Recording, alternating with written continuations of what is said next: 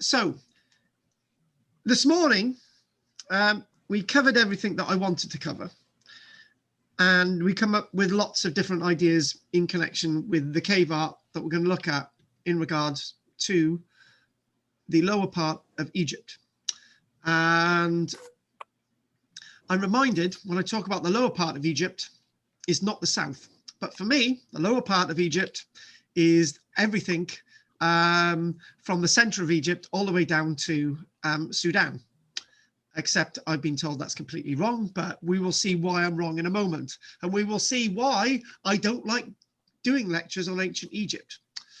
Anyway, when we look today at looking at the area of art in Egypt, it's an area of art that you may not have ever seen before.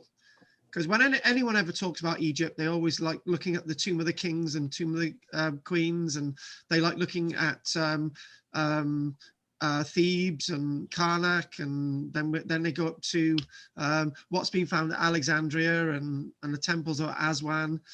But all that type of stuff that they're talking about takes us only to just over 4,500 years ago. So the stuff which we're going to look at today takes us back over 17,000 years ago. And what you can immediately see in front of you are a number of images that springs something to mind. And what I'm going to do, instead of saying what I think these things are, I'm going to then find out what you think, Del, and then I'm going to tell you what the name of this cave is, where this art is found, in the Sahara Desert, basically, the border between Egypt in the west and Libya in the south. So that image on the left, Del, what does that look like to you? Now, you've never seen this stuff before, I'm hoping. I might have. It looks like a human figure in some sort of pose. You've made it bigger now and I can't see it. Okay, what about these down here? Oh, they look like people diving off a cliff. People jumping or pretending to be animals, doing some sort of ritual dance. Okay. Well, can you guess what the name of the cave is that these were actually found in?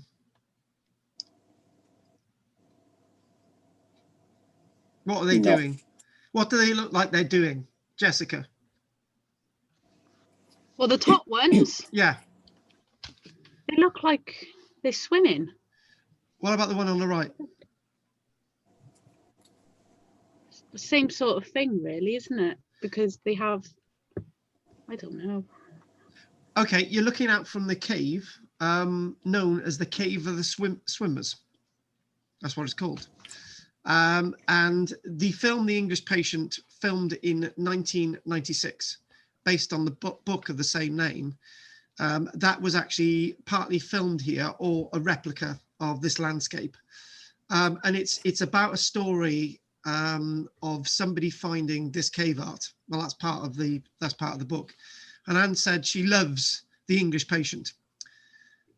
So one thing I want to avoid is probably repeating everything that we've said this morning and everything that we said on Tuesday.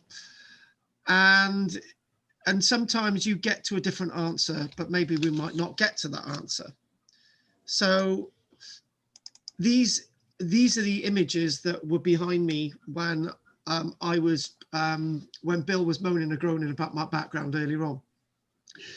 And these figures, to some archaeologists, look like they might be people diving into the water. Now, we've got to keep these words quite fluid, and the meaning of them being swimmers quite fluid as well, because some of the images that you've already seen are only some of the images in this cave and the caves within that landscape. And they don't all look like this. There's images of animals, there's images of people standing upright, there's images of people hunting, and so on and so on. And the one thing that must be said about cave art is never completed all on a Wednesday or on a Tuesday. It's completed over thousands of years. So this cave art that we're particularly looking at takes us back over 10,000 years. And it's cave art that's been produced over many, many periods. So if we want to bring in my little cursor, so these images themselves are images that superimpose that image there, and that image there superimposes these images. So in other words, what you're seeing is a development of art on top of art on top of art, and that's what art is. So if you know anything about the Mona Lisa, you will know that the Mona Lisa, as they've been looking intensely at the Mona Lisa, that there's other images underneath the Mona Lisa. So it's art that's been improved or changed or placed onto another canvas, and the artist didn't like it. Now, or the artist liked it but decided that they wanted to have a change. And in many ways, this is what art's about. A blank canvas, you put something on it, then you cover it over, and then you put another image on it, and you cover it over and put another image on it. And I don't know the best way of explaining what's going on with the images in front of us is that initially there would have been a bare cave wall, an overhang wall, and they may have put some kind of treatment on it. They may have put some kind of a wash on it. Now, anyone that does art knows things about washes. You don't just paint onto a naked canvas and expect the canvas to be the background. So you've got to put some kind of a treatment or a wash on it. And then what you find is then you put your images on it. So the images below, or there might be other images that are completely gone and faded. And then you think, right, I want to change. And you see that figure there, that's like the figures that we've already looked at, the head, the legs, and the arms. So this image itself is stage 2, and or stage whatever. And then there's another image of somebody that you can actually see with fingers. And some of these figures do look realistic, and others don't look realistic. And you'll see this with their art. And somebody commented today that it looks very childlike and so on. And I'm thinking, well, if you say that about this, you might be saying it with lots of famous artworks over time. So you can't really say that, what was in their mind. And these are not completed pieces of art. They may have had charcoal added to give features to the hair or the eyes or the rest of the body, or put clothing on them and so on. But that is all gone. Remember, this was created 10,000 years ago. And as we all know, if you take 2 black markers, a quality black marker and a poor black marker, and marked on the wall at the same time, the poor black marker will be completely gone, and the other black marker you could probably still see today. So all these approaches to this type of art must be seen with an open mind. And in other words, anything that is created has a backdrop of having a different meaning to somebody 100, 1,000, 2,000, 5,000, 10,000 years on. And this is basically what art is. People are, you look at Van Gogh's work, and people are trying to interpret Van Gogh's work. And there were people around 30 odd years ago that could probably remember Van Gogh. Do you know what I mean? And they could have probably known somebody that would have asked him. And Van Gogh said, well, it means nothing, but we're still trying to interpret what this stuff meant. And that's the point. It might have meant something, it might not have meant something. But what they're creating these art forms about is what's more important, rather than the meaning. And what I'm trying to say is, if you've got a figure in front of you, and you're going to draw that figure, and you're going to create that figure in whatever style, that's what you're creating. It doesn't mean to have any meaning in the first place. Lots of children go out there and they draw things in a field, and you say, what you sketching? They said, I'm just doing a sketch. So we might put meaning onto these, but the actual what they're creating and what they're describing is more important than anything else. So the immediate thing is, we've gone into this field of swimming. We used the word swimming, but there's a lot more to this. And when I read out a little bit more of the description, it adds a little bit more meat on the bones. So the way I've done this week is to basically talk about this art after I've done something else. And the something else is an article I want to read out. And that's where we're going to go in a few moments. So to give you a bit more of a backdrop, this is important. Now, this is a recreation of some of the cave art, which you can still see today at this wonderful Cave of the Swimmers. And there's a few interesting things on this reconstruction. We'll see the real thing probably in an hour's time or whenever we get to it. But the important thing is these figures here, and they're whatever you want them to be. And there's several different schools of thought, and I'm going to chuck them in here, and then you can recycle them later if you remember them or written them down. So the one school of thought that they represent swimmers. There's no lake there today, but there was 10,000 years ago. Other archaeologists say that they represent swimmers who were swimming in a lake 124 miles south. Well, 124 miles south 10,000 years ago was probably a rich jungle of some description. So there may not have been a lake there at all. So there's another meaning that these are actually spirits floating around. So that's another one. There's one that I had one of those moments today that I thought, oh God, I've been doing this all this week, and we discussed this and we've gone over this and we've looked at this, and I thought, actually, some of the later figures that we look at look as if they're floating on water. So if you go to the Red Sea, you float on water.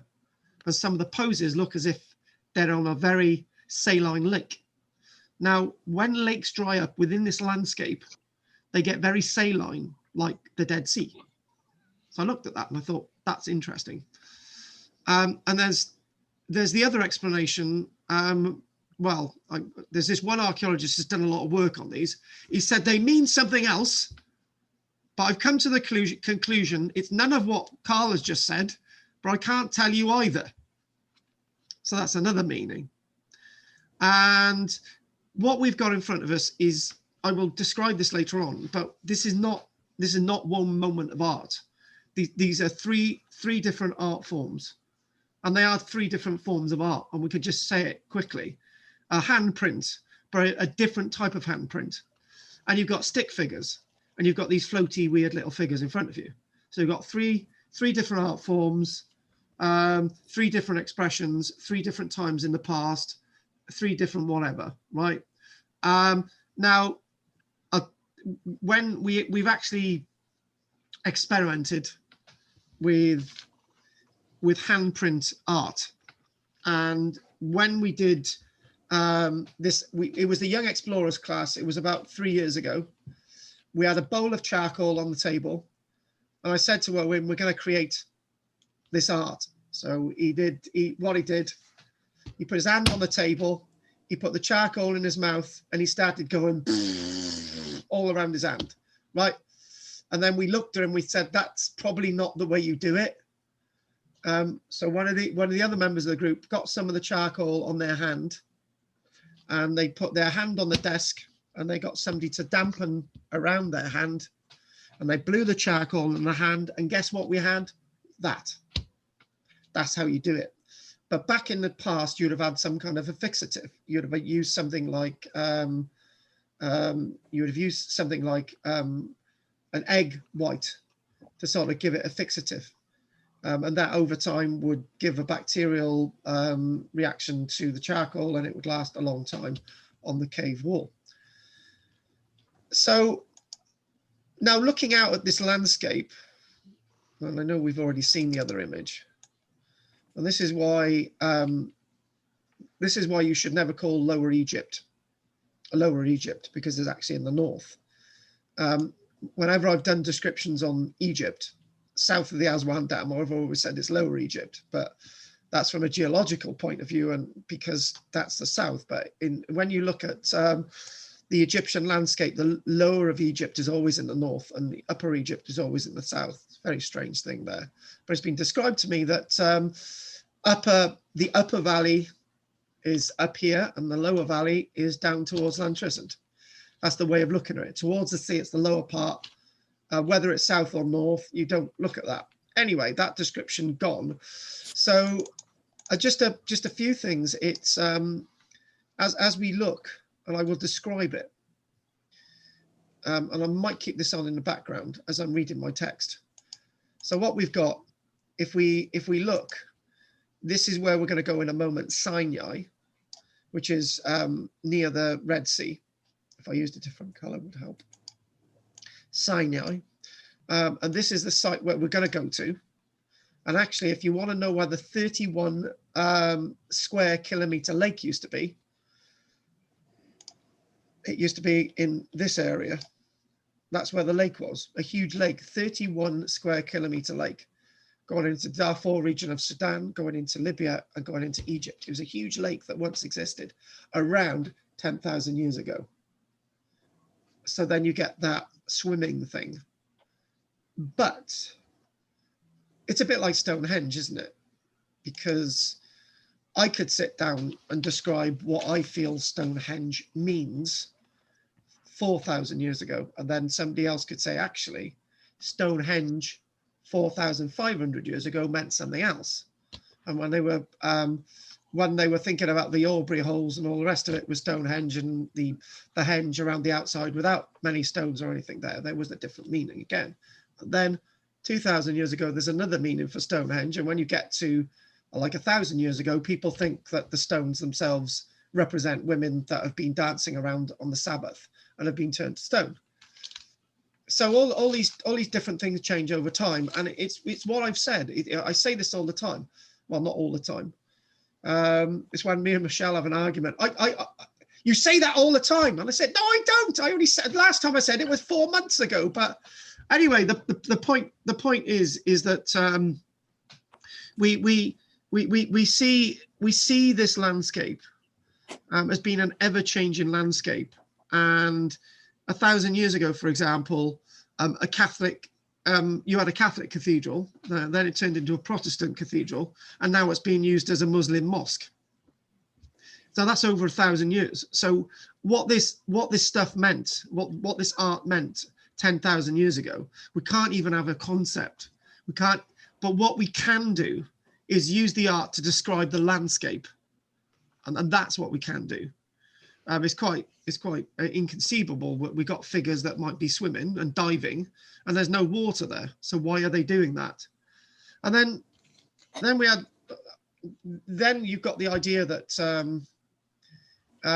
then you've got the idea that what leads you to produce art in the first place? Well, I can't answer that question, but one thing I can say is that when you look at images in cave art, it's usually to describe things that are no longer around, or things that are quite rare, or that's how the world used to be, right? It's like memories. Why do we keep why do we keep images of our children when they were 10? Because they're memories. They'll never be like that again. And why do we keep images of loved ones around with us when they're no longer with us at all? And the familiarity is something that Roman writers wouldn't describe familiarity, right? I know there's a reason for this. So a Roman writer, people used to say, well, if there were so many diseases in the Roman world, right, why don't we hear about them until the big one, the Antonian plague in the year 160 odd? Why don't we hear about that? Why is that the first one we actually hear about? And the reason why it's the first time we hear about disease in Roman society, it was greater than any one before. But there'd always been disease in Roman societies. They chose not to write about it because it was so commonplace. People dying in Roman society, they didn't really write about it because it was commonplace. Lots of things to do with sex and all the rest of it was commonplace, you know, so we don't write about it. What you do write about is the unusual and something different. It's like, for example, you know, when we have a newsletter, we write about things that people might be interested in. We don't write about Bill giving a talk to the Maesteg Local History Society. You might give one every single week, but it's of no interest to us. Sorry, Bill, you know what I'm trying to say. It is of interest to us, but I'm trying to say, because it's commonplace, we're not going to do anything about it. So whatever we think about this cave art, it means it says something. trying to avoid using the word meaning. It says something. It says something about the unusual. It says something about the relationship between the artist and the landscape. Because so this is precisely what's going on. So what I'd like to do, I'd like to look at an article now, and I'm going to get that nicely up on the screen. And it's entitled "Art Before the Pharaohs." And if I can actually get it on the screen, it would be very, very helpful. Art Before the Pharaohs. Hang on a minute. It's probably Dell's fault that I can't get this article up. Hang on, Dell. If I try it again, Dell, it'll come up. Isn't that right? So what do you think about this so far, Dell? Give us a little bit of spiel before, as I'm trying to get this thing back up on the screen. I think it's really fascinating because I've seen documentaries and pictures and things on this artwork, cave artwork from what I would know as Upper Egypt, but I've also seen a very controversial documentary on them as well. It's not Zoe Howarth, is it? Oh no! I've gone off him. No, it's another sort of thing. And if you're going to show some of the other pictures of that cave art, if it is the same X lake, then some of them, the figures are a bit different. And I'll just go there. Okay, well, I tell you what, if we don't do it with this bit, right? So what I'm going to do, I'm going to show you this on the screen now. This is a nice little article, and this article itself is dated to 2020, which is now. So those are those stick figures. Now, this is not in where we've been looking. So I started off by looking at the western desert of Egypt, and now I've gone to the eastern side of Egypt, right? And then we'll go back to the western side and the cave of the swimmers, the cave of the swimmers, probably just before the break, and then there's something else. Now, when we're preparing these lectures, I don't sit down anymore and think, all right, that'll do, or that'll do, and I'll use that image. That looks nice. We actually discuss these out on a Tuesday every morning, and sometimes some things lead to things that I couldn't do by myself. So anyway, you'll understand what I mean in a few moments. So art before the pharaohs, 10,000 years BC, paintings found in Egypt. So that's 12,000 years ago. So if you want to get an idea why we're doing this, if you think about ancient Egypt, you start at the Scorpion King, and then sometime around that you get to 4,600 years ago, and you look at the Great Pyramids, and somehow you get to Akhenaten and Tutankhamun, and then you get to Ramesses III, and then sometime along the line you get to Cleopatra, and that's it. But before that, nobody really talks about it. Now, I've talked about this pre-Egyptian stuff a few times, and I've mentioned, for example, in 2012, the collections from the Nagada Desert, which is basically in Upper Egypt, around the likes, just basically opposite the Tomb of the Kings in the Nagada Desert. There was hundreds of thousands of chalcedony, chert and flints found, right? And these ended up on the open market. And I remember I bought some of these, and I said, look, these have actually come from a museum, and they've been come on the open market, blah, blah, blah. And I said, this is evidence of that people are in Egypt 7, 10, 7, 8, 9,000 years ago. But then you come to the cave art. And this stuff was found last year. Yeah, 2019. This stuff in the Sinai Desert was actually found last year. And the reason why it's been found last year is because people have had a tendency of their Egyptologists just to be interested in the big picture, i.e., you know, those massive temples of Karnak and Thebes, and obviously obsessed with the plateau and the Sphinx and so on, and all these things. And it's been because it's in like along the Nile, that's the trendy stuff. In Egypt, a number of mysterious inscriptions and examples of rock art have been found in the Sinai Desert. It is estimated that some of the images could be 12,000 years old. Now, this isn't the oldest cave art. This isn't the oldest rock art, we should call it. This isn't the oldest rock art that we found in Egypt. Between Aswan and Luxor, they've found rock art that dates back to 17,000 years ago. So the stuff that we've already looked at in the western part of Egypt, that looks 10,000, at Sinai, 12,000, the stuff in the middle, 17,000. And the find itself from Sinai is providing insights into the prehistoric past of the region. The inscriptions are found by a person who was exploring some caves in the desert south of Sinai and who notified the relevant authorities. Now, the point is with this is that they've just been found, and they're starting to document them now. So the rock art discovered in this Egyptian cave or overhang that we will see located in a difficult region called Al-Zarani. Al-Zarani, and are located in a difficult region. The reason why these haven't been found before is they were in a difficult region. You know, the very, very arid, very barren.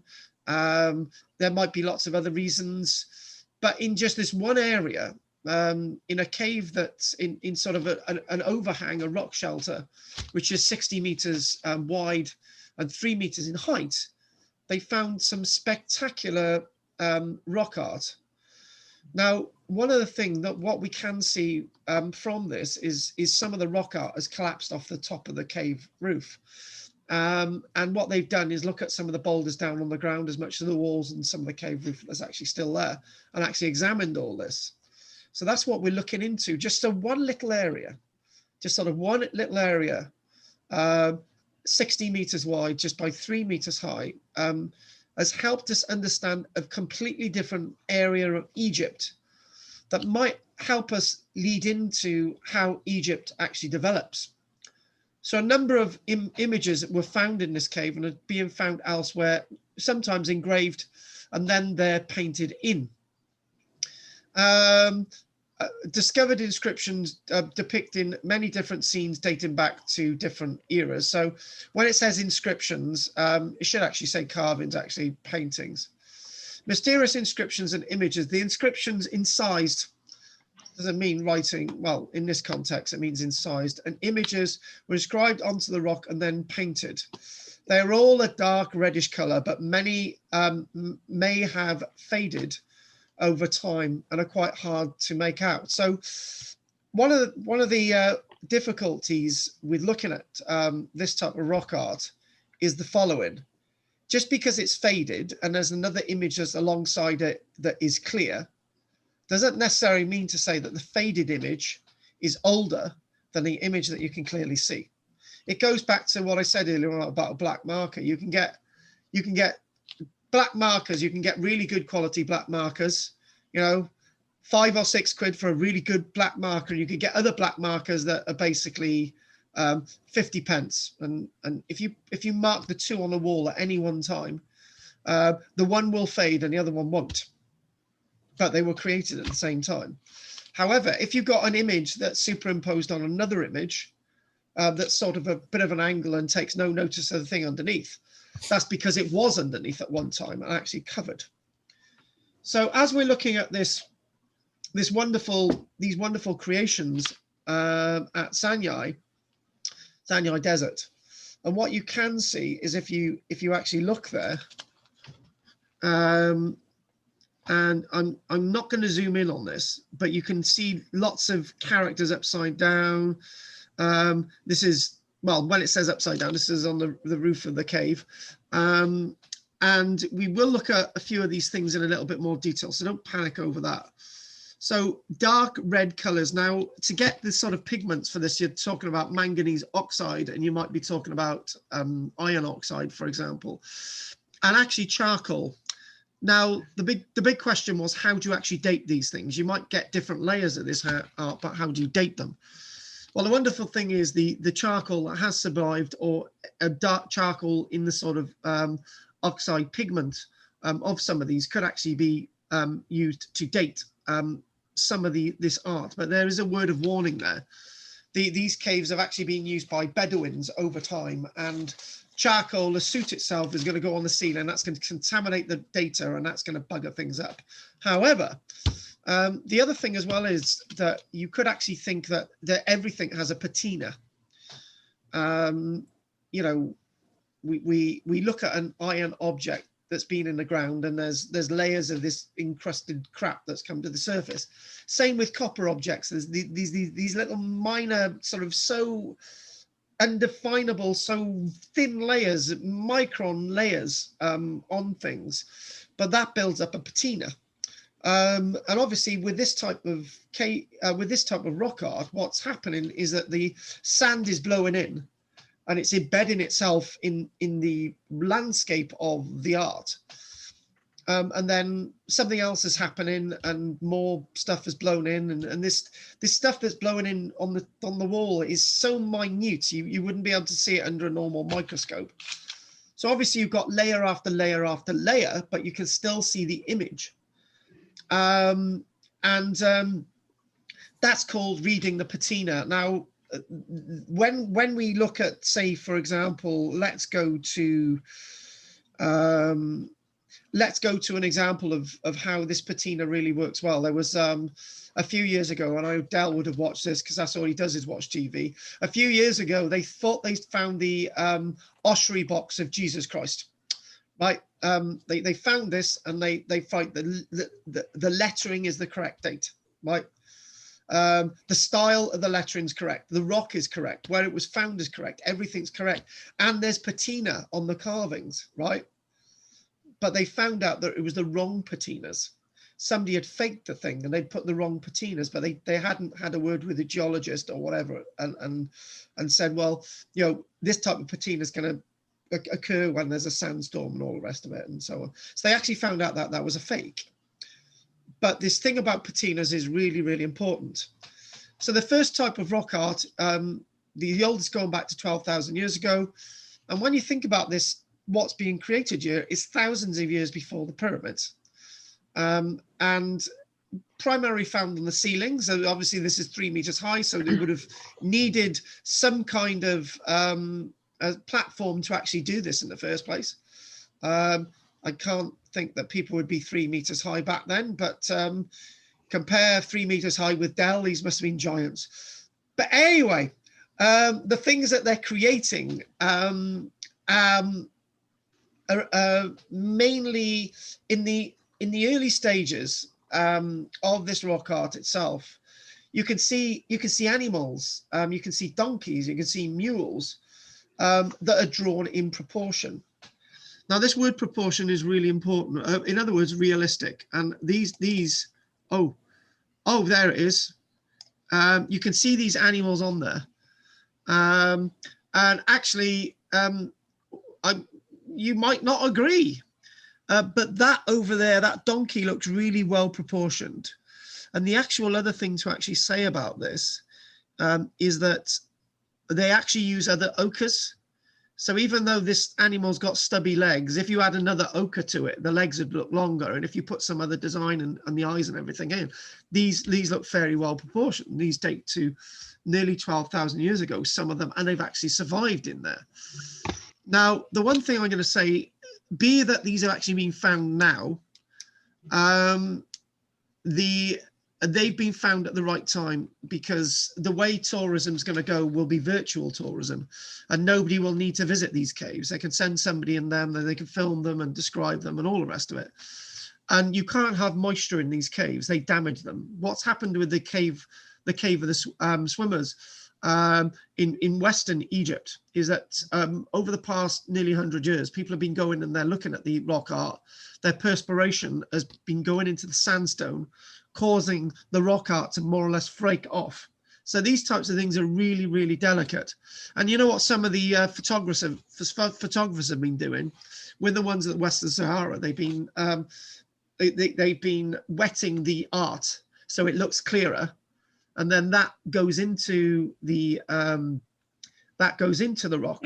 And with the natural salts and the salts, maybe of your saliva or whatever, causes a reaction between the surface and the layer underneath, forcing the surface to come away.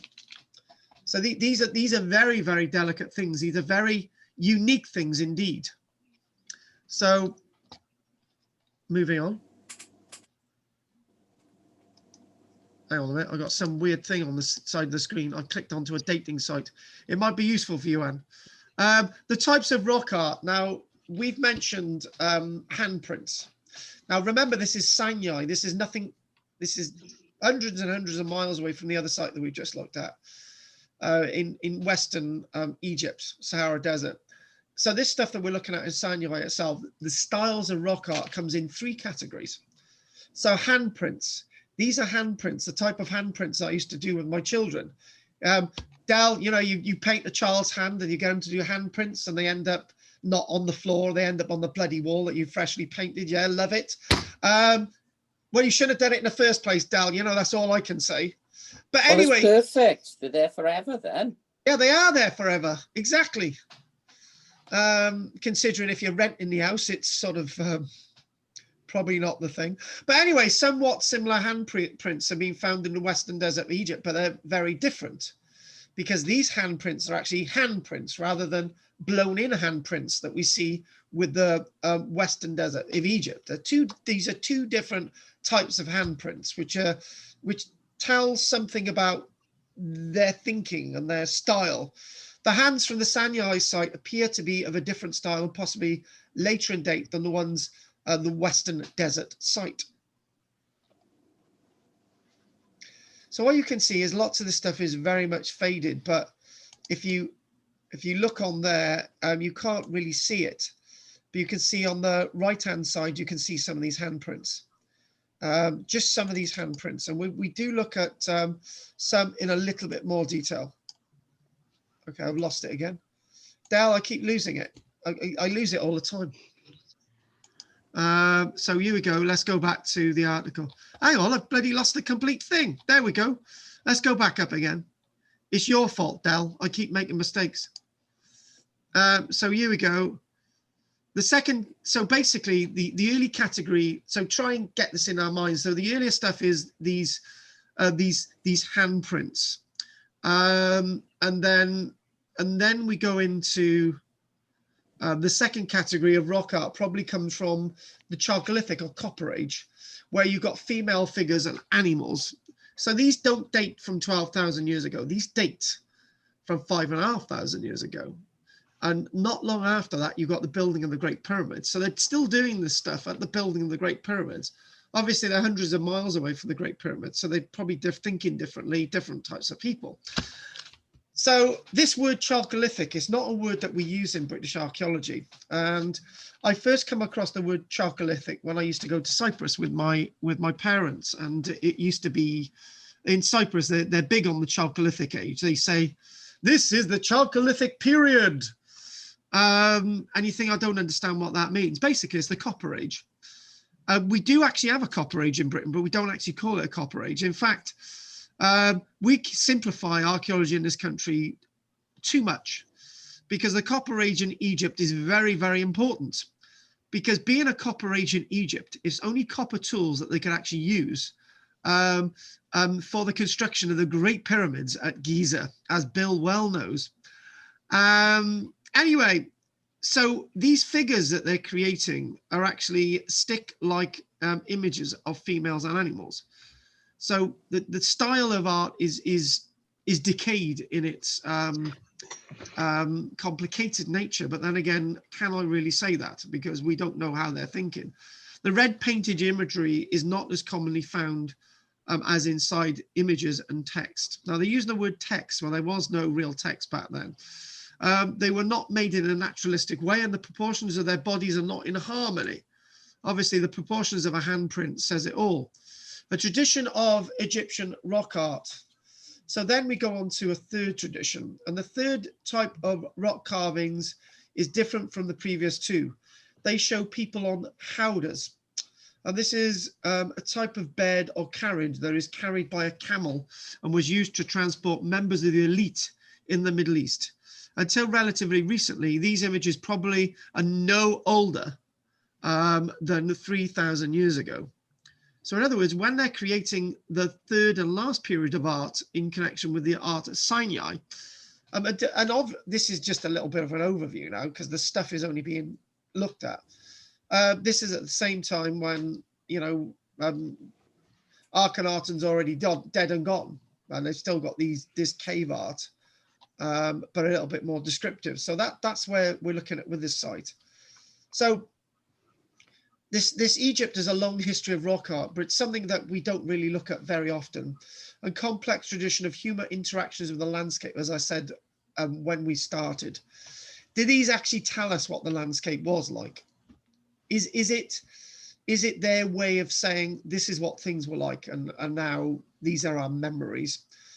And the different types of images and descriptions can help researchers help understand the history of this particular region, and maybe a lot more about Egypt. So they're all being found in that cave there. You can actually see, if you take a look back, that you can actually see all the red here. So you can actually see all the figures just briefly. So there's that. So what I'd like to do is stop that bit of screen sharing. And you know, it's amazing that they created the Great Pyramids at Giza using copper tools. I've always thought that's amazing, Bill. But one thing I was going to do the Kingdom of Kush in Upper Egypt, but I thought, no, I want to do this rock art. Now, when we were reading about this rock art, now we've moved on to the Western Sahara now. We've moved on to Western Egypt. We moved away from the Sinai, and we were looking at the descriptions of things that are seen in these caves, and the auroch are animals that are actually seen in these caves. And somebody said, what is an auroch? And do you know what? I did it today, and I did it on Tuesday twice, and I'm going to do it again. When we do a little bit of research, the story of the auroch is a fascinating story. Actually, the modern story of the auroch is a fascinating story. Del, do you want me to do it? Yeah, go on then, but I know what they are. The thing you should be saying, you know how they are. Yes. And the headline news in 2016, aurochs, how Hitler and Göring resurrected extinct species to make Nazi super cows. And did you expect that, Del? Yes, he did. Yes, I did. In the Białowież forest in Poland. Don't get too carried away. The Białowież in the Białowież area of Poland itself was where these aurochs were said to have died out. But the Germans had a different idea in the 1930s. A breed of cow that went extinct in the 1600s was brought back to life by Hitler himself. But before we go on to that, people have started to become interested in these new strains of auroch. A farmer, a certain Derek Gow, you've got to do this in the story, had to slaughter most of his herd of heck cows. In other words, these evolved aurochs, heck, H-E-C-K, because of their incredibly aggressive behavior. Some of the animals would try to kill anyone that approached, and as a result of being turned into sausage meat. Gow killed all but 2 bulls and 4 cows of the herd. The ones we had to get rid of would just attack you any chance they could. They would try to kill anyone. I have worked with a range of different animals, and they are far and away the most aggressive I've ever dealt with, particularly when you're chasing them through a field wanting to butcher them. And it's thinking, well, no wonder these animals have turned around and tried to kill you. But I wanted to do this because it was an interesting thing. You always think, did the auroch survive? And it sort of died out in 1627 in Poland. A boss, primer genius. Basically the auroch, basically the prime cow. This is where old cows like Anne have evolved from. They were a large breed of cattle standing up to 1.8 meters. In other words, that's from their hoof to their ears. And then if you add another meter, to their horns, they're up here, they're massive bloody things, and you don't want to be in a field wanting to interbreed with any of these things. And they had much longer legs than the modern cattle. So historical accounts suggest that the breed, the beasts were fast and very aggressive. They were not afraid of humans, and if they were hunted, would attack back in response. I'm not bloody surprised. There's somebody chasing you through the woods with a bloody meat cleaver. You're bound to respond. But it's said that the auroch was domesticated into the oxen, the cow itself, sometime around 8,000 years ago. And these sort of wild aurochs actually survived up until sometime in 1627, probably still were around by about 1700. They disappeared in Britain on the 24th of August, 2000 years BC, 415. But they still remained in Europe. Now, the rise of the Nazi super cows. I love this bit. In the 1930s, the Nazi second in command, Hermann Göring, knew him well, asked geneticists Heinz Heck and Lutz Heck to recreate the extinct species. So in other words, that's why they called the Heck cattle. And Hermann Göring was a keen hunter. And he wanted to develop these beasts so that they could hunt them. So they genetically engineered species by backbreeding with them from auroch descendants. The Heck brothers, working independently, crossed Spanish fighting bulls and bred with Highland cattle, along with primitive breeds, breeding with Corsican and Hungarian modern-day cows. The result were Nazi super cows. They were used for propaganda material during World War II, and their bodies were huge and muscular with massive horns. An illustration of the strength of the party and the Third Reich. No, sorry, I nearly just went off on one, sorry. Derek Cow, there was a thinking that you could selectively breed animals and indeed people for the superior Aryan race. Stop it. Which were rooted in runes, folklore, and legend. What the Germans did with their breeding program was create something truly primeval and something very scary based on the genetic pool of those cows wandering around the world. Bloody hell, I need to stay away from these Nazis. It really brings out the worst in me. The reason the Nazis were so supportive of the project is they wanted them to be fierce and aggressive as the true Aryan Third Reich would become.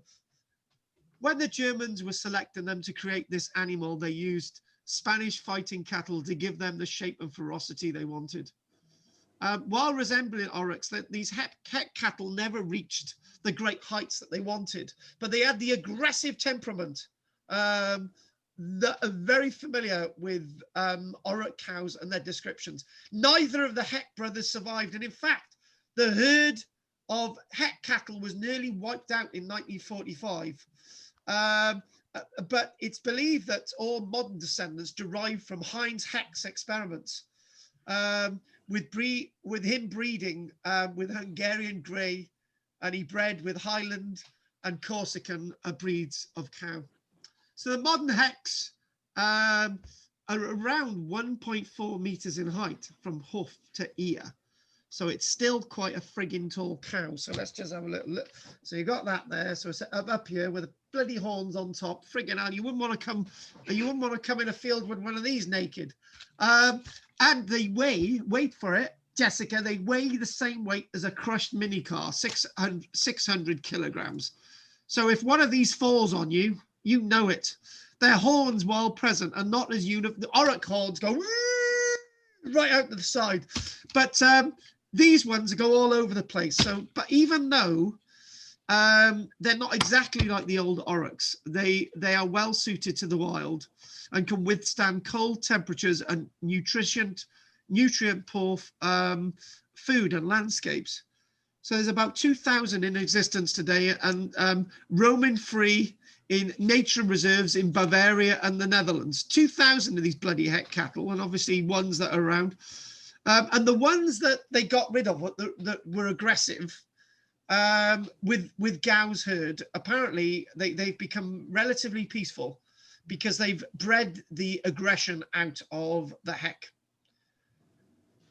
So heck in hell. That was something definitely definitely something. So what we're going to do, we're going to go dive straight naked with Del into this cave of swimmers. Not that there's anything wrong with Del's naked body. I'm sure it looks really nice. It does. And do you know what? I'm going to ask, you know, when I do a YouTube video next about Llanffodd, I'm going to ask what you look like naked, and I'm sure somebody will tell me. There's an in-joke there.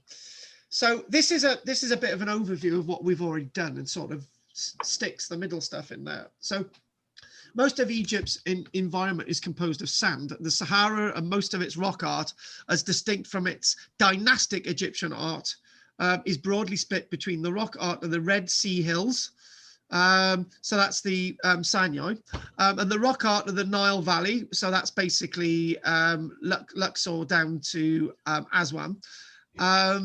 And then you've got the art, which is basically in the west, so the west of the country.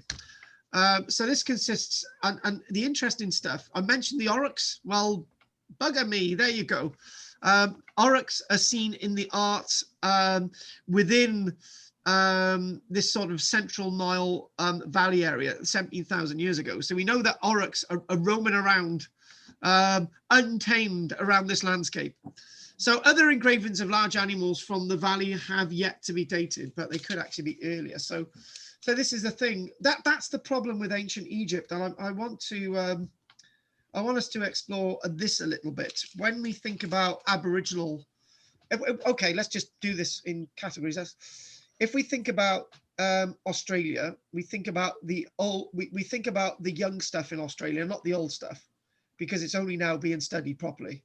So in other words, Australia only began 300 years ago, in other words, but now we're knowing that that's a complete lie, travesty. Basically in Egypt, that sort of image that everything starts at the Great Pyramids, that's completely wrong now, because we're looking at the earlier stuff. And it's the same with the Amazon, isn't it? You know, everything began with the Portuguese and Spanish and whatever. And actually, you know, there's people that have been there for thousands of years. So this place that we're going to look at now is known as Wadi Sura, which basically means the Painting Valley, in an area known as the Great Plateau, Kilf Abir, which is close to the Libyan border, which, as the popular name, is a cave of the swimmer. So in other words, this one bloody cave has got more bloody, has got more meanings than Anne's got lovers. So this is basically the Cave of the Swimmers, which featured prominently in a major Western movie, The English Patient. Since then, there have been other important discoveries of rock paintings in the Wadi Sura area. So they're finding more. Meanwhile, to the south of Kilf Abir is a mountain called Jebel Weranat, on whose summit the frontiers of Egypt, Libya, and Sudan all meet. There are many paintings and engraving sites on this mountain. They're only being looked at now, really. Most of the art in this western region is from the pastoral period and is probably between 4,000 and 8,000 years ago. I go off on a tangent on that little bit in a moment. And the Red Sea Hills engravings are among the youngest rock art in this country, but include earlier work and some exceptional sites. This art is very prolific. So obviously we've already said we've got the earlier stuff in the Aswan stuff, but you know, we've got lots of earlier stuff elsewhere. But that there. So what we find around 8,000 years ago, there's a major change from the Sahara being full of trees to Sahara being sand today. And then when one of my little gang got really excited, and then one of my group on Tuesday really got upset. She said, "That proves it. That's why 10,000 years ago we had the ice in massive retreat, because something happened in the Sahara to have this like butterfly effect, and it's affecting everywhere. And I knew it was just a lot more than just the ice melting."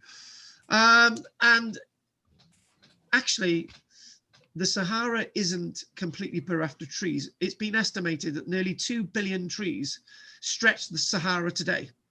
And you wouldn't think that. All those films that I used to watch when I was a children, Beau Geste, remember the many versions, they used to wander across the sand And there used to be endless sand, and there used to be no wadis and no trees. Well, actually, that's a wrong impression, because there's quite a lot of trees across the Sahara. So that's where we're going to go on to at the end. So what I'm going to do, I'm going to get straight down to the undies in a moment, but I would like to, we know what this says, we know it's got different names, and look back at that. So if I can just say a few lines, and then I'm going to say to Anne, what have you got to tell me, Anne? That's what we do. Because you know what I'm hoping, Jessica and Del, I'm hoping that because Anne is an accomplished artist from Newport University with a Bachelor of Arts in Honours in art, she will tell me that everything I've said about art today will be completely correct. I've already given her 50 quid to tell me that. But anyway, so so what are we still looking at that image that we had? No, it's Wikipedia. We're on Wikipedia. All right then. So let's go to bingo. Nice. What are we looking at now? Hang on, it's still coming up. Oh, it's the cave art where they're all like. Now, interesting enough, as Anne will tell us, that the story that was made into a film in 1996. Is actually partially based on a true story. The English Patient is based on partly a true story. It mentions a Hungarian explorer known as Laszlo Am-Asi, a Hungarian explorer stroke archaeologist. He found this rock and cave art in the Sahara in October 1933. It contains Neolithic pictograms, rock art, rock painting images, and is named due to the depiction of people with their limbs bent as if they were swimming. And what we're going to do is we're going to actually do something that I should have actually done at the beginning. Now, where's this blinking book that I had? I need to, there's something that I haven't done because somebody's moved my book. Bear with me. Don't go away, Jessica. Where's this blinking book? Where's this book gone? How can I lose a book on my desk? I've lost oh, there's my book. Right, so, well, this is basically back to Tuesday. So when we research lectures on a Tuesday, I basically say, right, what's the first thing we can say about what we're doing? And I thought, right, I'm going to get the Archaeology by Renfrew and Barn.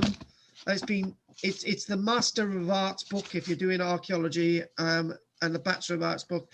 It's meant to have everything in it. And I thought, right, we're going to see what we can find out about the rock art in year. Nearly 600 pages, one little paragraph. And that's it. So it's so important, this stuff, that it only gets a little, tiny little mention. But the mention is actually really important, fundamentally important, actually. So in the rock art of the Sahara, there's clear evidence for the presence of species such as a giraffe and the elephant that could not survive in the area today. And thus this is evidenced of the cave art of dramatic environmental modification. And in many ways, from this art, we can help understand the landscape, but without any of the bones of the animals around us today. So that's a nice little thing there. Right, what we're going to do is I would like to know, is there anything you would like to say, J.C. Carr? Could I just share the screen a minute? Of course, I've just found something quite interesting to do with the cave of swimmers. You can share your screen, and if it's Henry swimming in the cave naked, I don't want to see it because I've seen it all before. It was quite interesting. It was how this African type of dance looks similar to the some of the swimmers, and this article sort of argues how maybe it could have been like a ritual dance, but it also goes on to the cave of beasts, which I think goes with the oxen, sort of, you know, it's headless and they're all standing around it. I just thought it's quite interesting. But and actually, if you go back up again, right? Yeah. No, back down. That one. Back right. that one there, just up a bit, that image there, the cave of the swimmers, that's fundamental, but we won't say anything else about that at this minute. That image is fundamental. I got that actually in my slides. I've got a little bit clearer one, but that's great. That's really useful. Thank you very much. Yeah. So how do I stop sharing my I'll screen? get rid of you. That's it. It's just me. Good. Right. So Del. Yep. Go on, Del. Give it to us. That's really good. Really, really fascinating, that. But I haven't seen the figures they showed on this documentary yet.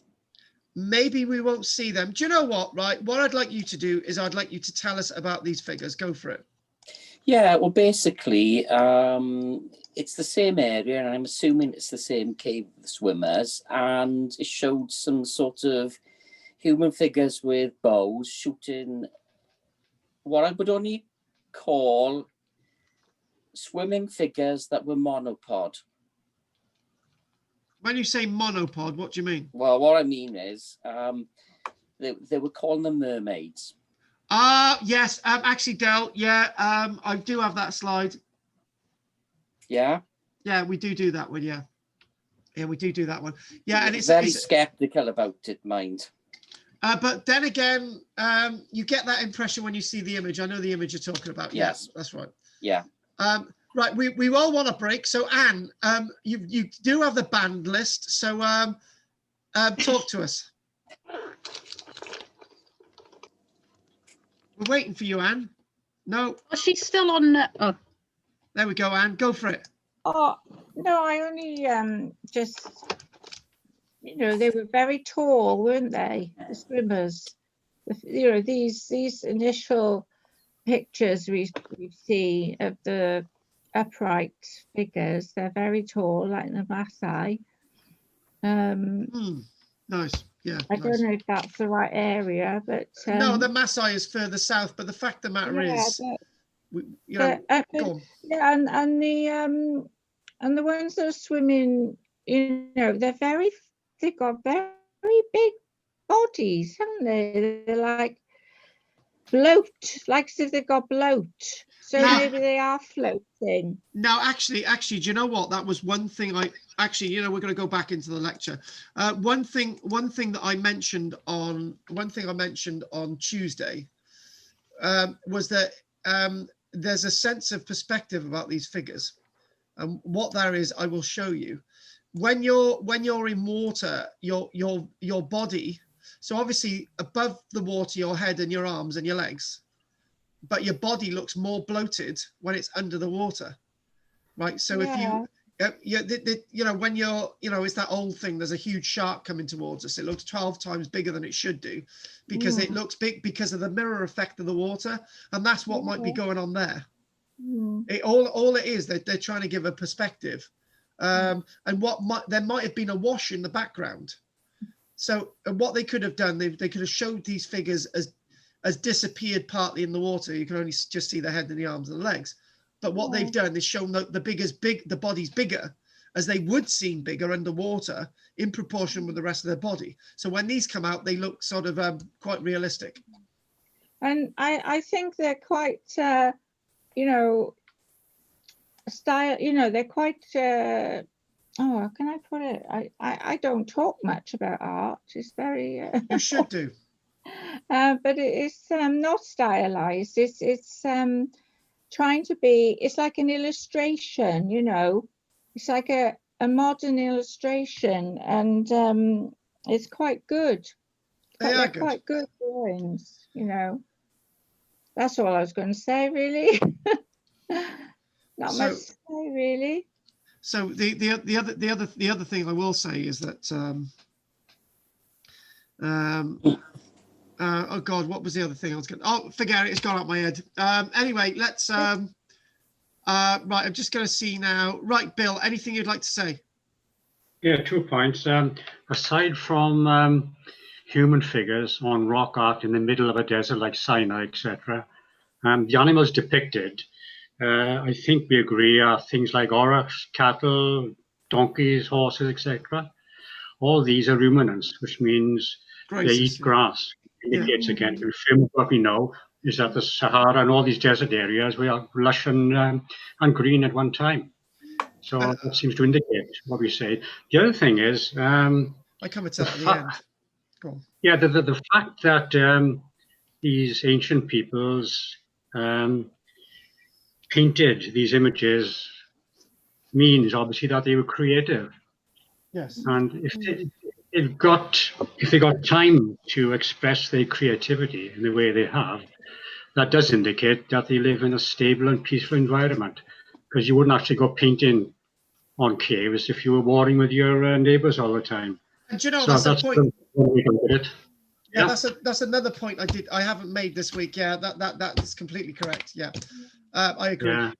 Quickly, anything, Pat? No, I think it's quite pretty. I like the style. I think the styles are very interesting. I haven't seen anything like it. No, and when we look at the rock art associated with the Aboriginals, you'll see a similarity, but obviously there's no link between the two. And Henri, I need to have a drink, so hurry up. Right, a couple of quick ones. The first one was, before you said about swimmers, when I was looking at the images, they looked a little bit similar to the leapers from Knossos. Yes. Yes, we spotted that. Yes, we did that. Yeah, I completely agree with you. When we come to it, you are right. Yes, particularly yes. And the other thing, has anyone done any cross-analysis with the cave art found in Spain, going back about 60,000 years? Talking about Altamira and so on. Yes. The one thing I will say about that is that it's obviously a different time period and a different meaning and all the rest of it, and portrayal and what they're trying to see. But later. This stuff is much later, but the fact of the matter is, when we look at Last Cow, for example, lots of the animals have more than the legs that they should have, and it's been described now that this is the effect with using different ochres and lights of creating a 3D image like we used to have holograms, and if they were into doing that, this is truly more advanced art than we can ever give them credit for. Mm. Yeah, the Spanish art is very, very advanced, you know. Yeah, it is. Well, it's very realistic. Yes, and it is. Very, you know, they haven't put any of themselves into it. They've tried to, you know, be realistic and paint animals as they are. But the more modern you get, the more stylized things become. That's right. You know, these I said they weren't stylized, but they actually are. These figures swimming, and also the Aboriginal figures. But I thought they were 40,000 years ago, 20,000. Well, maybe 20,000 years ago. The Altamira. I think there's been some redating on them, pushing them back to about 67,000. Yeah, it's bloody hell, flipping it. They're obviously done by the thick Neanderthals. Yeah, it's amazing the you know how they painted the realism. You know, the realism was amazing in the earlier art. In Europe. Yeah, exactly. I'm not saying that in Australia it's supposed to be really early, but it's very stylized, you know. It's just, yeah, it is not realistic.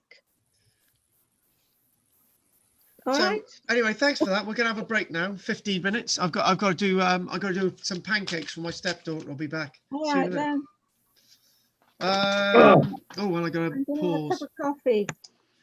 Excellent. So, I think before the break we were starting to hit some really nice, interesting areas that I haven't explored this week, and it'd be good to give some more content about this cave, and what we need to simply say about this is actually, you see this as a larger image.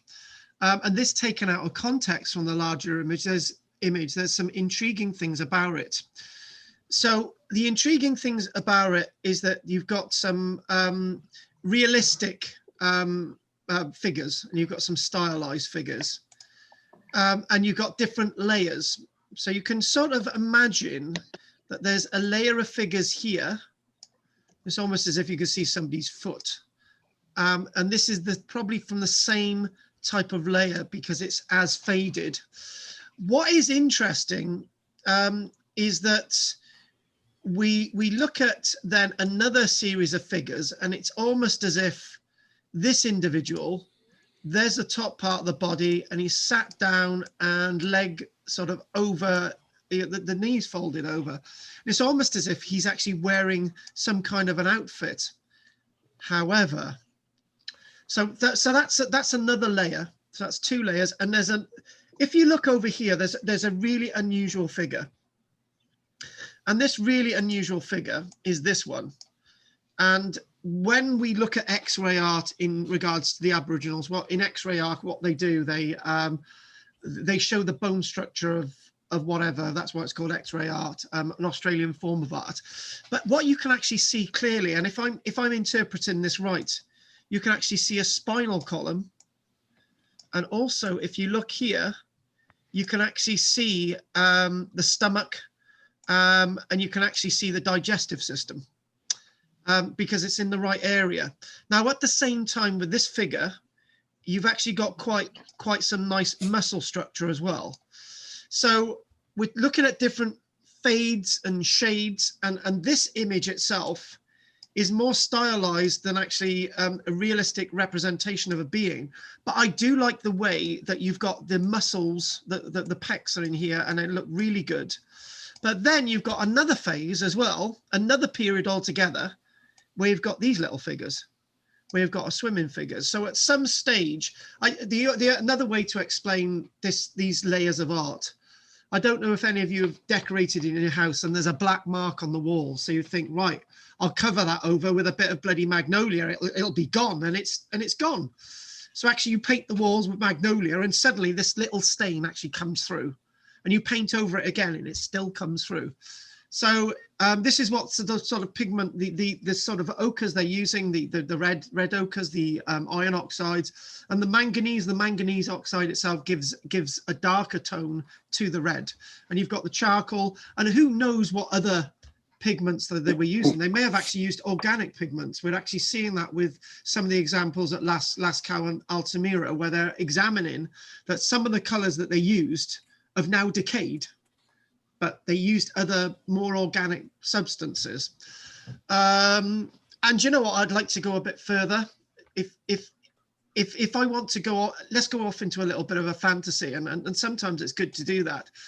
If I'm saying that this might represent a form of X-ray art, could these actually represent organs? One representing the liver and one representing the kidney. If that's the case, thousands of miles apart, the Aboriginals are doing it, and these people might be doing it. I'm not saying that that's what we're seeing. We might actually be seeing clothing of some form that rightly I can't really describe. So again, what I'd like to do is move on. And what we're seeing a beast on the left, and we're seeing a human form on the right. Now, the human form on the right is really well proportioned, because if you actually look, you can actually see the length of the leg here. They're really well proportioned. And what you find then, the feet, they look really good.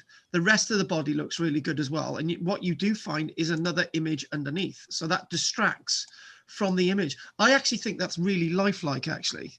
And there's no reason why I should be saying that, you know, there's any surprise with that. Now, the other thing as well is talking about tone and talking about contrast and shade. What you can actually see is the belly of this animal.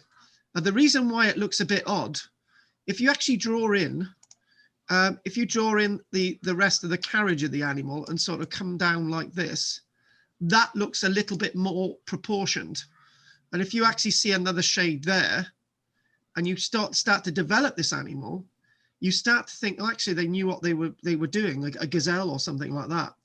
And you see all these different perspectives. One thing that is worrying, right, and I mentioned this about tourists going there, that if you can, if you gathered a penknife up there, hang on a minute, let's draw something.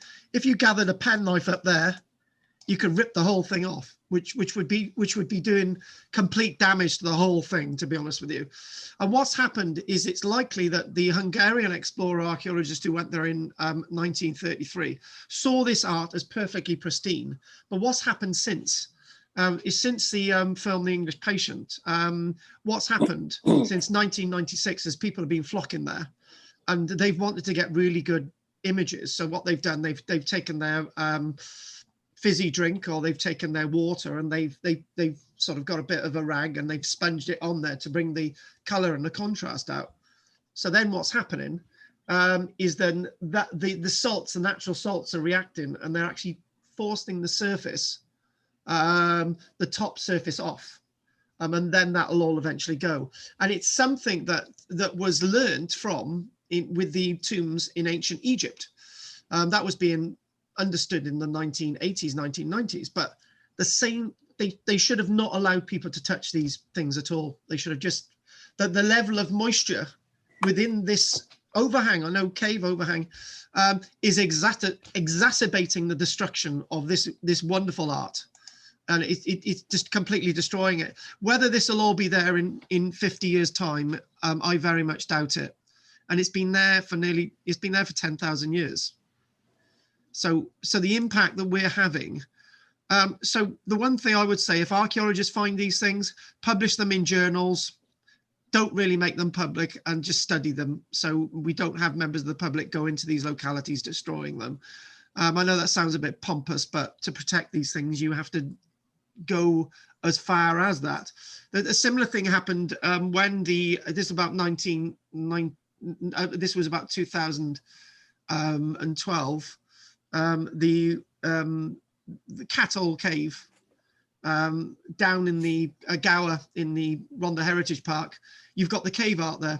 And I remember going there, that it had been damaged. So I thought, right, archaeologists haven't made this location public, but people know where it is. So I made it public, and CADA were forced to put a shutter over it and stop people in it, stopping any more damage in the cave.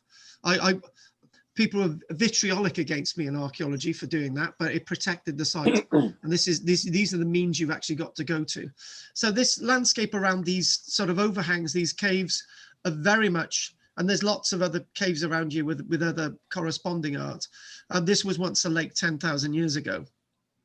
So, and Henry's saying you're getting a bit of a sound breakup. Is it sounding okay, Jess? Yeah, it's breaking up every bit. I was waiting for you to stop talking to tell you.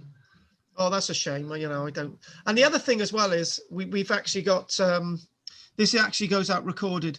We are looking at changing our technology so we can actually get much better broadcast than this. But okay, just remind me if it's sort of fading out. So again, more of these there. You can see tourists going there. It's starting again. All right, great. I know what I'm saying, and it is actually pre-recorded. It is actually recorded. So what we can actually see a sense of what I'm going to do is I'm going to close a few more of your mics. So Dal, I'm closing yours. And actually to give us some more bandwidth, I'm going to be stopping some of your videos. Pat, we'll stop your video for a moment.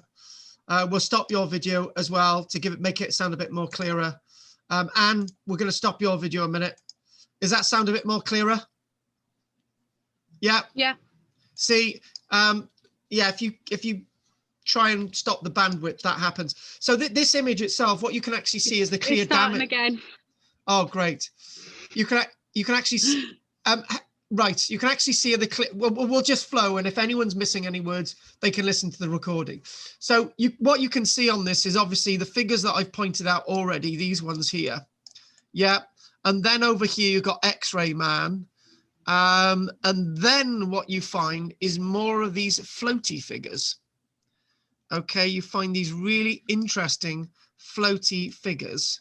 And you get them all over the place, and obviously different phases, but what you are seeing is that the moisture is actually forcing these wonderful pieces of art off the wall. But look at that lovely little animal there. Do you know, I looked at that. That would be nicely at home in a cave in Australia. It looks very much like a kangaroo in a way. But obviously this is naturally on another continent where there are no kangaroos. So if we move on a bit more, obviously looking at the cave and that sort of landscape there, and we've done most of what we're seeing on this one, but as a bit of a backdrop, I'm going to actually look at my notes. So let's just do my notes now. So, what I've basically mentioned, that you've got this Hungarian explorer, archaeologist finding this László Almasa, and the drawings that he did find and other drawings around were of giraffe and hippopotamus. And basically, he was the first one that said lots of the images with people having limbs bent as if they were swimming, obviously indicate people that are swimming. They're estimated to have been created as early as 10,000 years ago, with the beginning of the African humid period, when the Sahara was significantly greener and wetter than it is today. And then there was a climatic change. And eventually the climatic change saw what's known as summer solar isolation, and vegetation and dust feedback from about 10,000 years ago. So 8,000 years ago, things are really, really changing. So Hungarian explorer Almasi devoted a chapter to the cave in his book. And devoting a chapter to his cave in the book, he referred to this as being the place of the unknown Sahara. He was thinking, well, unknown Sahara, what does that exactly mean? In his book, in his chapter in his book in 1934. In it, he postulates that the swimming scenes are real depictions of life at the time of the painting 10,000 years ago, and that the artists had realistically drawn their surroundings, you know, the animals, and there's other things that are now missing from there. And that there had been a climatic change from temperate, where you're going to have lots of trees, to very barren xeric desert. Since that time, making it drier. This theory was so new at the time that his own editor of his own book, in the footnotes of this Hungarian's own book, made it clear it was not the editor's opinion. This was so new to even be suggesting that 10,000 years ago there may have been a much more temperate, humid landscape in Egypt than it is today. So this is what's being suggested by these findings on the border between Libya and wonderful Egypt. And years down the line, even if he was ridiculed or anything like that, I'm not really sure that that's the case, but down the line in 2007, an Egyptian discovered an ancient mega lake, 31 square kilometers, buried beneath the sand of the Great Sahara in the northern Darfur region of Sudan, heading into Egypt and then heading into Libya. That sort of corner of Western Egypt where we're actually finding this art, this art. And this lake would have existed 10,000 years ago. So he's basically saying, look, you know, our Hungarian friend in 1934 in his book was actually right. And based on this discovery and based on the other sort of romantic side of it, the cave is mentioned in the novel The English Patient. The film adaptation has a scene in it that has a guide describing in his native language to the Hungarian Almasi, who is portrayed as a character in both the novel and the film, and in real life, the location that Almadi renders a drawing and includes some text that is then placed in the book that he keeps for himself. The cave shown in the film is not the original, but a film set creation of by a contemporary artist. And the point is that lots of people wanted to actually find the original place that gave inspiration to the Hungarian and the film The English Patient. So what we'll do, we'll look at we've come up with some really nice theories today. And I haven't written them all down, but that's why this is recorded, so I can actually play them back and listen to them. And you guys can as well. Now, Jessica showed me this earlier on. Now, this is absolutely fascinating. But what we're going to do, I don't want anyone shouting out, being a, let's say it, a wise ass, and explaining the obvious what's going on here. But what I'm going to do, I'm going to do a bit more text. And then we're going to go to this, a few more images, and then we've got the thing at the end that I'd like to do. So let's finish my little text. So physical scientists, a word for sort of those scientists that seem to do everything, have been conducting research in the area, drew a provisional link between the proposed swimming humans and 2 lakes that are 124 miles south of the cave. And you're thinking, well, hang on a minute. Why would these people travel 124 miles north and then sort of describe their swimming? And that doesn't make sense. And the other thing as well is these lakes 124 miles south may have been in the heart of a huge jungle at the time. So, you know, back then. But let's not discount that.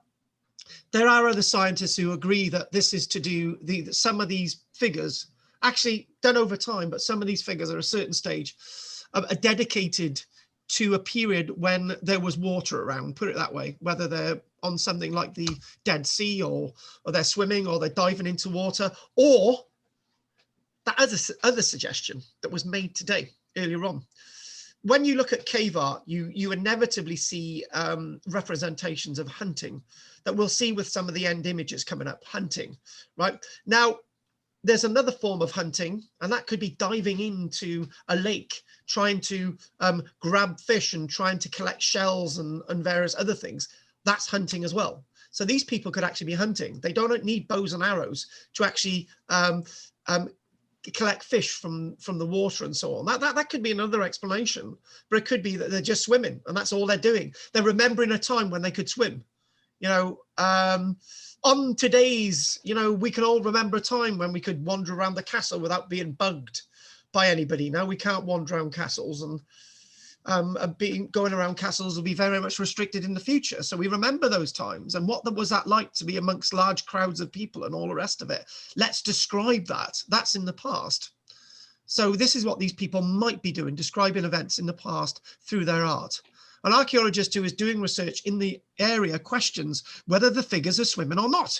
He believes that the drawings are clearly symbolic or ritual, but he can't actually tell us what they mean. So that's absolutely pointless. But, you know, some people come up with these things and they say, it actually means something else. It's not swimming though. And you think, okay, keep swallowing the pills. Other researchers, such as the German ethnologist, as Hans Hottert, who was involved in rock art research in North Africa and the Middle East, was the first to interpret these drawings as deceased people. Now, they might describe deceased people at a certain moment in time. So in other words, everything that we're seeing could actually be right. And then we get another expert that actually corroborates this, that these are deceased souls floating above a great landscape. The waters of Noon, as a French doctor describer, Jean-Louis Lair Ulec, describes these as deceased souls like they may have been floating above the water of Noon. Due to similarity in artwork being found in nearby caves, such as the Cave of Beasts, which Jessica mentioned earlier on, and the continuous line that the figures create extending across a majority of the cave's interior, has led researchers to believe that the cave art may display developing concepts that were later adapted elsewhere. So in other words, it's like Stonehenge, right? Keep saying it. It's a developing concept. Nobody sat down and said, right, we're going to have the blue stones moving from there, and we're going to have the sarsen stones, and we're going to do this. By the time Stonehenge was completed, remember, if Stonehenge was being constructed 6,000 years ago, when they were putting a ditch around it, causewayed enclosure, then it become a henge, and then it become a miniature stone circle, and all the rest of it, right? Nobody sat down over that time span of nearly 2,000 years and worked out that's exactly, somebody didn't have a bloody book saying this is what we're going to do over the next 2,000 years, did they? It's ridiculous. So in other words, the way that we see this is representational of the time. That's what I should be saying, of the time. Substantial portions of the cave have been irreversibly damaged, as we said, by visitors who have seen the film, and they've removed some of these as souvenirs, and some surfaces have cracked after water is applied to enhance their contrast for photographs. Modern graffiti have been inscribed upon the wall, and tourist littering is a problem. So what they've done, they've got trained guides in there cleaning up the litter from the vicinity. You can't imagine it, can you? You've got somebody who's paying £2,000 or £3,000 from America or England, and they go over there and they just leave their litter flying around. You can't imagine it, but they are. So this important rock art is fragile and sensitive and risks being destroyed in the next few years. So what I'd like to do, I'd like to go through all the images. Now, the one thing I will say is this: if you're looking at the deceased soul bit, right, this is the image to look at. And I hope all of you have seen the film Ghost with Patrick Swayze and Whoopi Goldberg.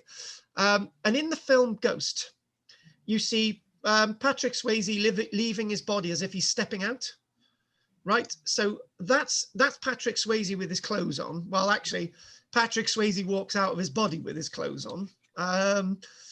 But the thought is that you're leaving, your spirit is leaving the body, it's stepping out of the body. There it is. If you remember the film Ghost, you're stepping out of the body, and then you are now this figure, and in a way you're transmogrifying into another being, a sort of this new type of spirit, and it then moves on, and then it goes, and then it flies away. That's not to say that all the other figures are wrong, and that's not to say that all the other figures represent souls, because we don't really see this much. They might actually represent people who are swimming, like the figures behind me. Those clearly look like divers, right? They do look like divers. They're not the usual Hindu idea.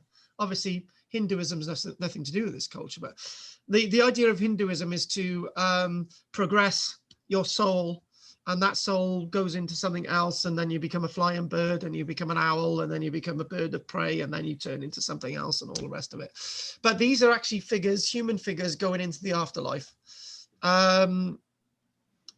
Or is this something else? But we'll leave on that. We'll keep that as it is. We won't do any more about that. And then you've got, again, more of these showing these figures, and as they at various different stages of figures. And bloody hell, look at this one. Yeah, Christ almighty, there's so much going on here. This wouldn't have all been painted at one stage. And what I like about this one is what I said earlier on.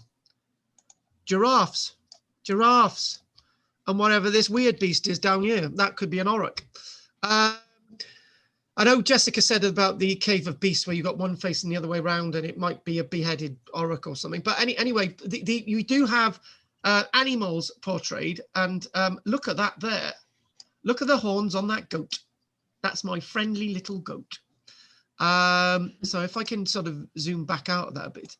It's a shame we got the little goat at the bottom, to be honest with you. But what's going on here is there's lots going on. It's actually there's too much traffic in what's going on, and there's different periods, and there's floating spirits, and there's almost as if you've got a little bit of a fighting scene up there. You got stick figures, the very realistically looking figures, you know. So yes, wow, there's you can see a lot in this.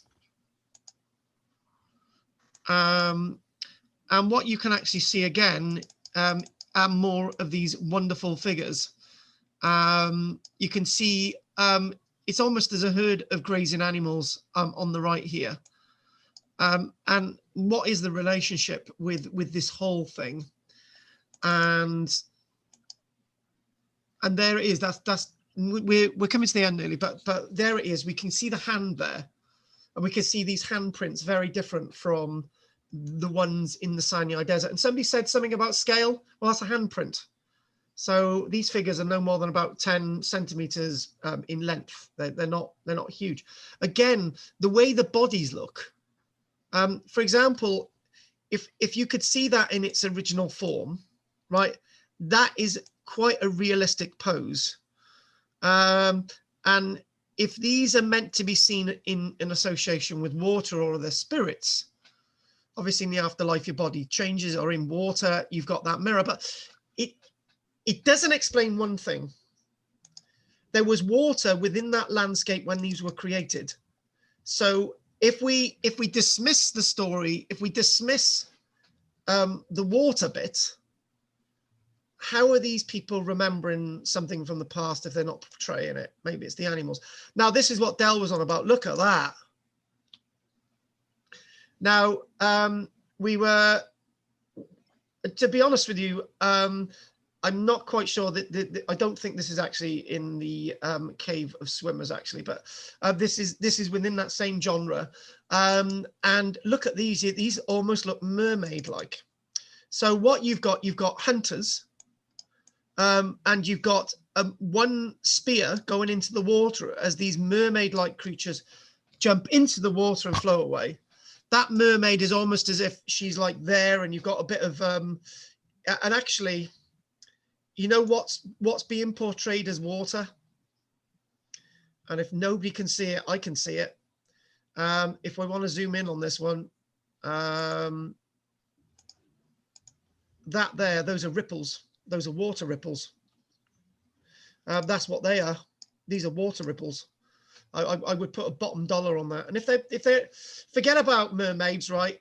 If they're portraying water, these mermaids or mermen might actually be portraying water. But once there was water, and now there's a mystery associated with the water. There's lots of things that could be inferred from this.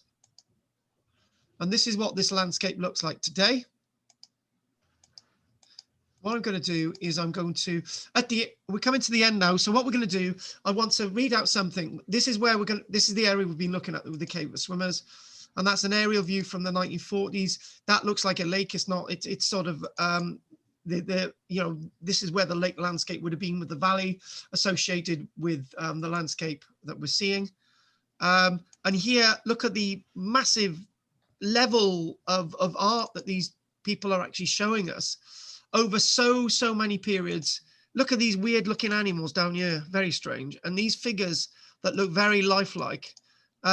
Different stages of figures, different phases, people wandering around, and look at these individuals here as well.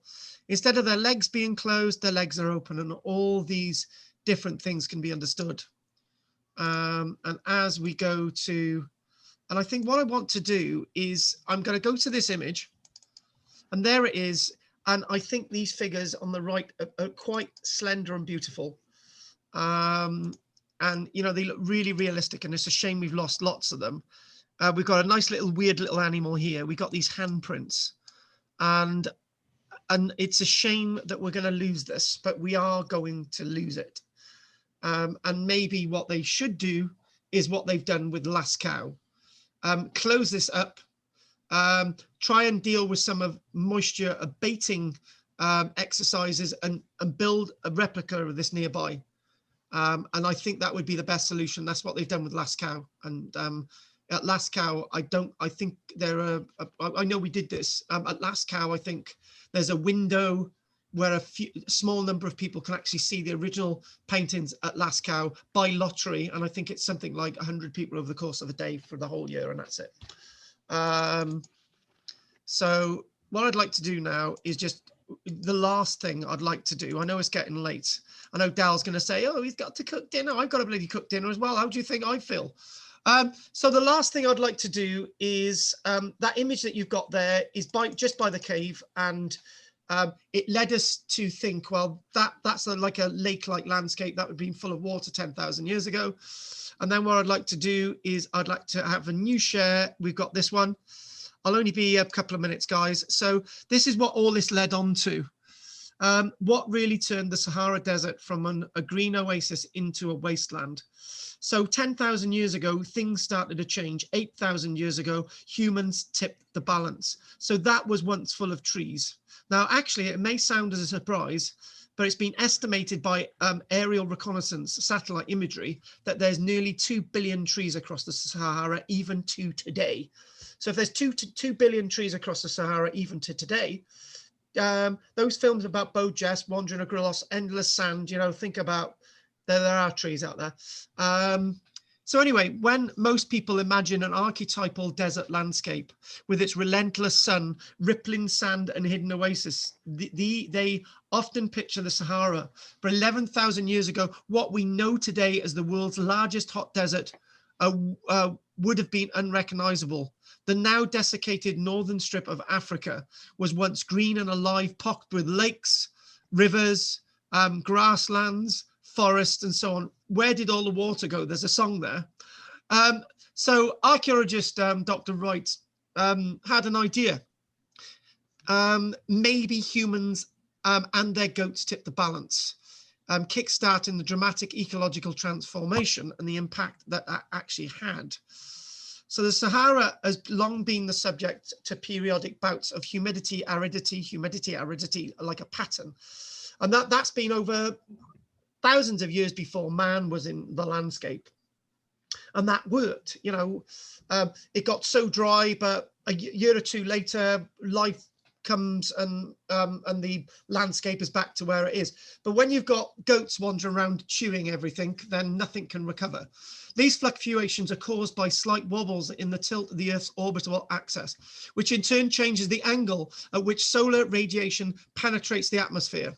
At repeated intervals throughout Earth's history, there's been more energy pouring in from the sun during the West African monsoon season, and during those times known as the African humid period, much more rain comes down over North Africa. With more rain, the region gets more greenery, naturally, rivers and lakes. All this has been known for decades. However, if the rain's falling and the goats are wandering around eating everything, then they can't recover.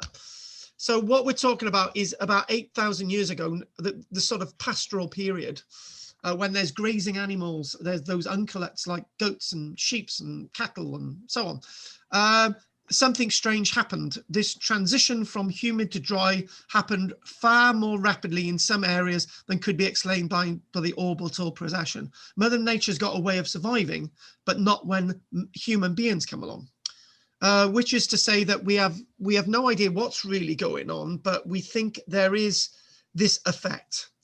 So we've poured over the data, archaeological, environmental data, sediment cores, pollen, and so on, and we've seen a pattern. And this pattern is as follows, and I'm nearly finished, guys. Wherever the archaeological record showed the presence of pasturists, humans with the domesticated animals, there was a corresponding change in the type and variety of plants. It was as if every time humans and their goats and cattle hopscotched across the grassland, they had turned everything to scrub and desert in their wake. The archaeologist Dr. Wright thinks this is exactly what happened. By overgrazing the grasses, they were reducing the amount of atmospheric moisture. Plants give off moisture, which produce clouds and enhancing the albedo. He suggests this may be this may have triggered the end of the humid period. So in other words, humans tilted it over more abruptly than can be explained. So these nomadic humans also may have used fire as a land management tool, which would have exacerbated the speed at which the desert took hold. So in conclusion today, whatever you want to look at this, 10,000 years ago, there would have been more to where these people were in the Western Sahara. But as people are grazing across the landscape and there's slight changes, right? Humid, arid, and then there's a little bit more of an arid period. The animals are going in there overgrazing, and there's no way it can recover. And those grasses keep the sand and all the moisture and everything in the soil, create clouds and so on. With all that gone, we tilted the balance. The Sahara may have formed anyway, right? But not as fast as we assisted it to form. And on that note, what I'd like to do is stop the screen sharing and let's see if there are any questions. Right, Jessica, she loves me calling her that, Jessica. Go on then.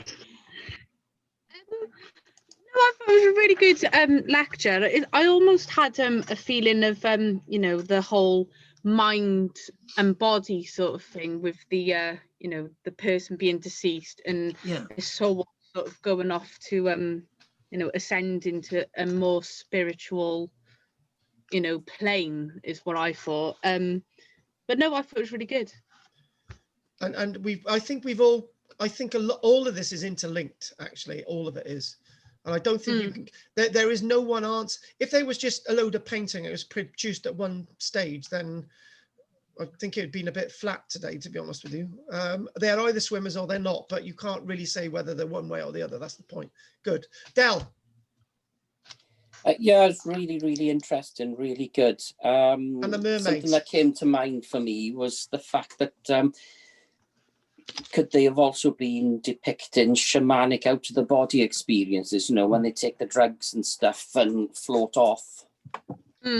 Ritualistic. Del, can I tell you what that's like? Yeah, because you've been there. No, I've been there because I was at Hare Krishna once, right? And we were chanting this one day, and a friend of mine was there with me, and I was chanting so much and so deep into it. I actually left my body, and I was seeing everybody in the room, and the chanting had stopped, and I didn't realize I was really deep.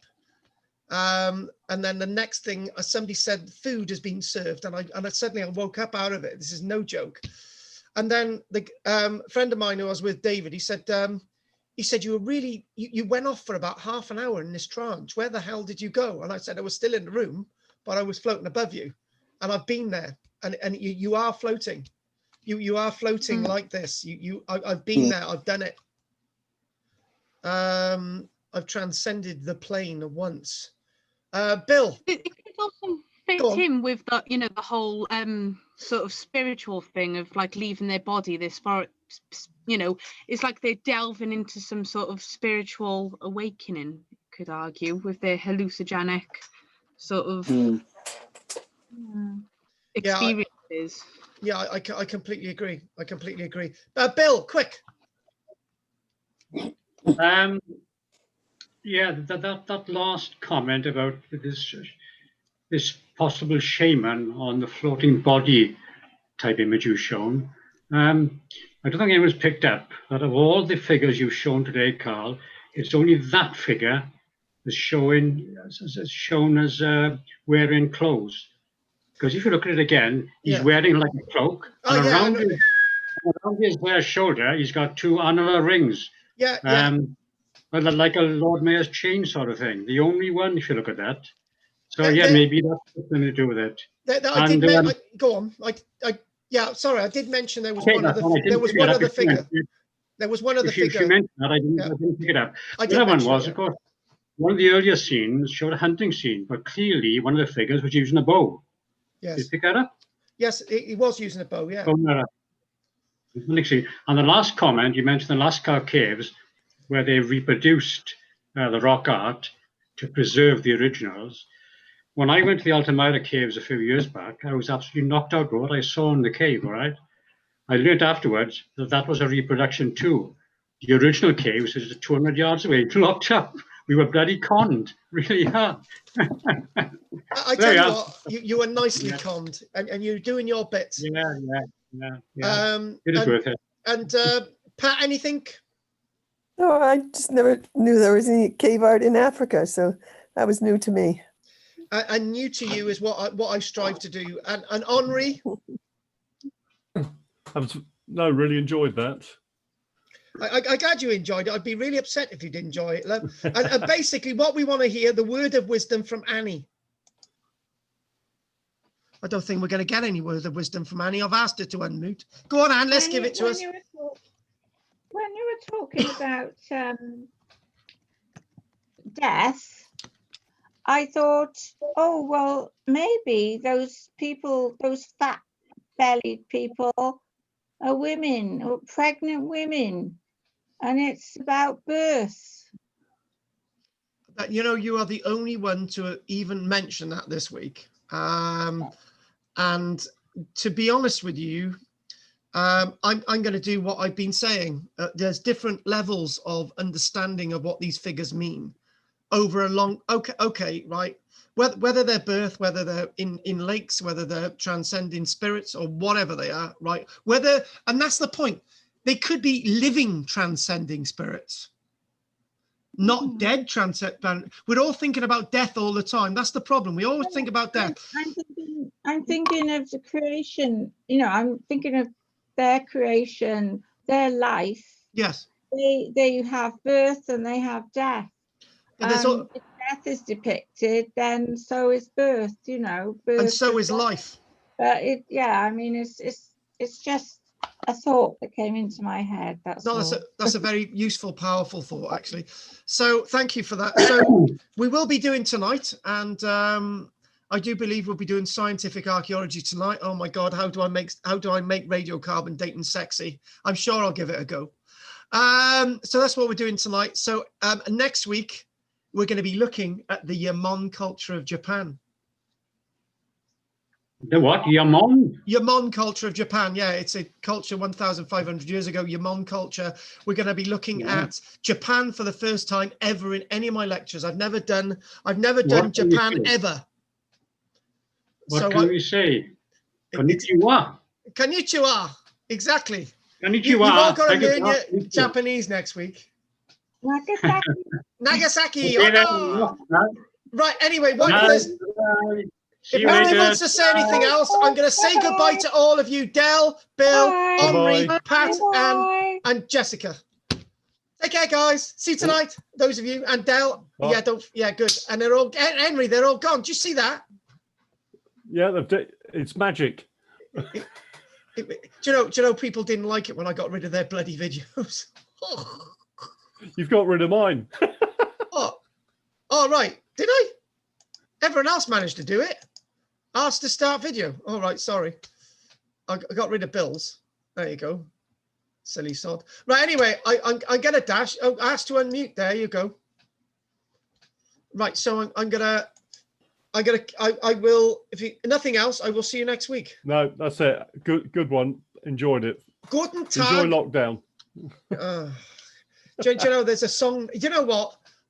I am going to go to lockdown next month, I think. It's a place in Scotland near Loch Ness. or the fire break song. Right, okay. Oh, yeah, I was going to go in the woods and dig a fire break. Exactly. Yeah, right. Take care. Luck. Bye. Best of luck. Cheers. Bye. Bye-bye. Bye-bye. Bye-bye. Bye. Stop recording.